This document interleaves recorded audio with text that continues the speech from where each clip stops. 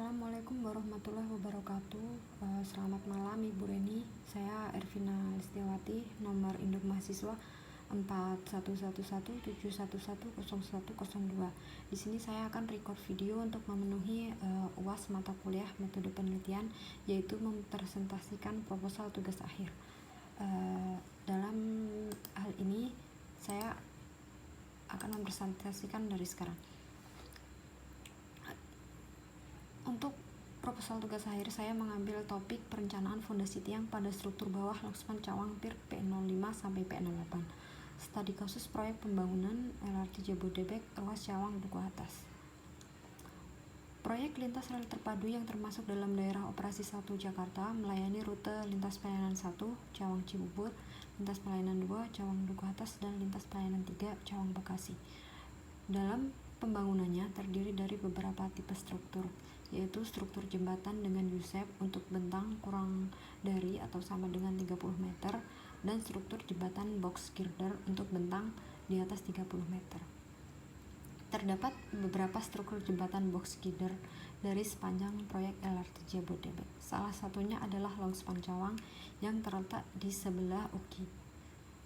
Pada pembangunan struktur jembatan Langspan Cawang dilakukan penyelidikan tanah yang bertujuan untuk mengetahui keadaan tingkat kepadatan tanah, struktur perlapisan tanah, struktur jenis tanah, dan sifat-sifat atau parameter fisik dan mekanis tanah. Data tersebut akan digunakan untuk analisis penentuan jenis dan kedalaman fondasi serta kapasitas dukung tanah. Karena pembangunan LRT Jabodebek ini mempunyai trayek yang cukup panjang, maka saya memilih jembatan box girder Langspan Cawang PIR P05 sampai P08 sebagai studi kasus penelitian saya. Rumusan masalah yang dapat diambil dan akan saya gunakan sebagai acuan adalah: 1. Seberapa besar beban maksimal kolom dan momen yang harus ditahan oleh fondasi tiang pancang. Yang kedua, seberapa besar nilai daya dukung tiang pancang tunggal. Dan yang terakhir adalah berapa jumlah tiang pancang yang dibutuhkan untuk menahan beban maksimal kolom dan memperhatikan efisiensi kelompok tiang pancang. Untuk maksud dan tujuan penelitian saya secara khusus memiliki maksud dan tujuan. Yang pertama adalah untuk mengetahui beban maksimal kolom dan momen yang bekerja. Yang kedua adalah untuk mengetahui besarnya nilai daya dukung tiang yang pancang tunggal. Dan yang terakhir adalah menentukan jumlah tiang yang dibutuhkan untuk beban maksimal kolom dengan memperhatikan efisiensi tiang pancang. Untuk manfaat penelitian diantaranya adalah: yang pertama, menambah pengetahuan terhadap perencanaan fondasi tiang pancang. Yang kedua, menambah referensi yang bermanfaat bagi peneliti yang akan mengelik penelitian yang sama. Dan yang terakhir adalah menambah ilmu tentang keteknik sipilan, terutama pada bidang geoteknik dan fondasi. Untuk ruang lingkup masalah di sini saya batasi, yaitu untuk objek studi perencanaan fondasi saya mengambil Langspan Cawang PIR P05 sampai P08 di LRT Jabodebek. Data geoteknik yang digunakan adalah hasil penyelidikan tanah NSPT dan Borlog. Sedangkan untuk perencanaan fondasi menggunakan data sekunder berupa gambar teknis dan hasil uji Borlog. Dan untuk analisis kekuatan daya dukung fondasi menggunakan metode statis.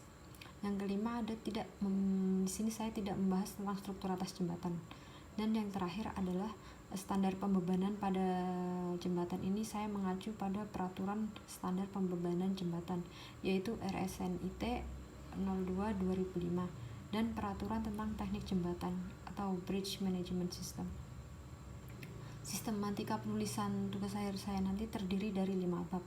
Yang pertama, bab 1 yang berisi pendahuluan. Yang kedua adalah tinjauan pustaka. Yang ketiga adalah metodologi penelitian. Yang keempat adalah analisa dan pembahasan. Dan yang kelima adalah penutup berisi kesimpulan dan saran. Di bab 2 yaitu tinjauan pustaka, ada beberapa aspek yang perlu saya tinjau yang nantinya akan mempengaruhi dalam perencanaan fondasi. Aspek tersebut diantara lain adalah kondisi tanah, karakteristik statik tanah, hasil penyelidikan tanah, kapasitas daya dukung tiang, penurunan fondasi tiang, serta analisis distribusi pembebanan struktur jembatan yang meliputi aksi tetap, sementara, aksi lingkungan, dan kombinasi pembebanan yang ada. Masuk pada bab 3, di sini saya membuat diagram alur penelitian yang dimulai dari studi literatur dan pengumpulan data berupa borlog, uji SPT, serta data gambar perencanaan. Setelah itu dilanjutkan perhitungan beban struktur yang mengacu pada SNIT 02/2005. Setelah mendapatkan hasil beban, dilanjutkan dengan perhitungan kapasitas daya dukung tiang berdasarkan hasil NSPT dan borlog. Setelah itu dilanjutkan perhitungan daya dukung tiang tunggal dan perhitungan jumlah tiang, serta perhitungan kapasitas daya dukung tiang kelompok. Setelah perhitungan dilakukan, maka akan dibahas lebih detail dan akan disimpulkan. Untuk schedule penelitian TA saya nanti, saya akan menggunakan proposal yang sekarang saya buat, yang akan saya asistensikan kira-kira sampai bulan April. Apabila ada revisi atau bisa lanjut, nanti akan saya schedulekan selesai di bulan Agustus atau September.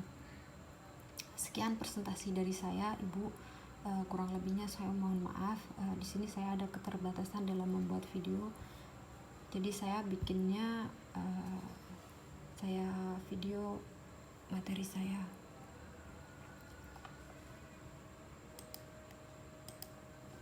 Sekian dari saya, Ibu Reni. Saya ucapkan terima kasih. Wassalamualaikum warahmatullahi wabarakatuh.